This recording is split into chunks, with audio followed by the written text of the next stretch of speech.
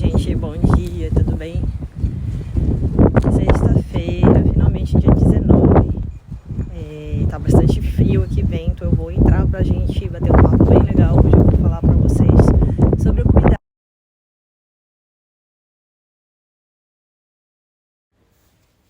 Bom dia, eu sou a Renata, tô falando aqui da Islândia. Hoje é sexta-feira, dia 19 de junho. Hoje nós vamos de testemunho, vamos direto ao ponto. Então, antes de eu começar a contar o testemunho, eu quero convidar vocês para compartilhar esse testemunho com o máximo de pessoas possível, gente. Por uma questão de utilidade pública mesmo. Não esquece de curtir, compartilhar, comentar aqui embaixo e aperta o sininho também para vocês receberem os vídeos que virão para a honra e glória do Senhor, daqui para frente. Gente, testemunho que eu quero contar para vocês hoje é a respeito da gente ter muito cuidado quando nós formos orar por alguém e impor as nossas mãos em alguém.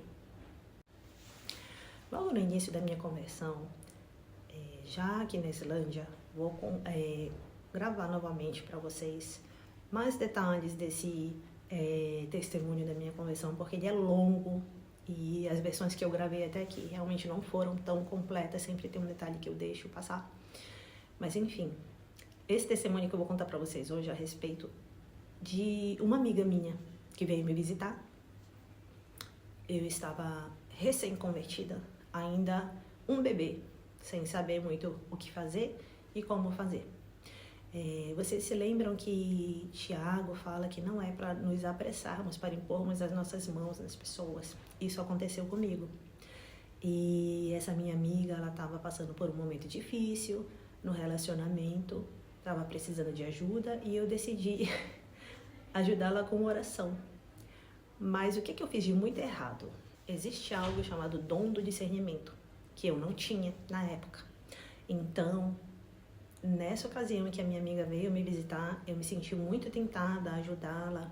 E isso é uma coisa que muitos recém-convertidos fazem. Você ainda está descobrindo quem você é dentro dos evangelhos, dentro da nossa concepção do que seria andar com Yeshua, andar com Jesus, obedecer a Deus, obedecer a Hashem. Então, eu decidi que eu queria ajudar essa amiga e perguntei para ela se ela aceitava que eu orasse o Salmo 91. Até aí não tem problema, gente, se vocês convidarem alguém para orar, apresentarem, enfim.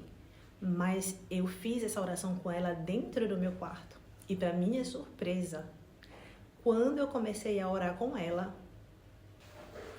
eu vi uma coisa negra saindo do topo da cabeça dela e sumindo. Mas não foi algo tão rápido.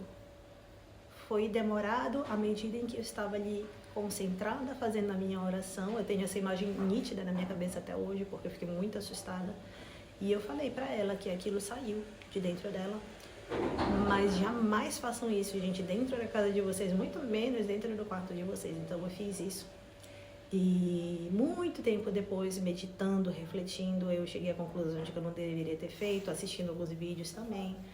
A nossa caminhada, quando você começa a compreender o seu papel, principalmente espiritualmente falando aqui nessa terra, você precisa ter muito cuidado com quem você vai convidar para levar para sua casa e em quem você vai impor as suas mãos.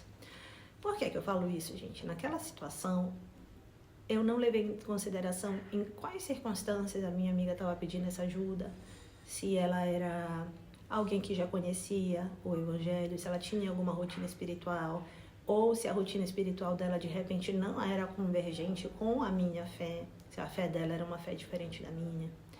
Tudo isso, gente, tem um impacto muito grande no mundo espiritual. Então, claro, fazer o bem, amar o próximo. Nós lembramos das parábolas.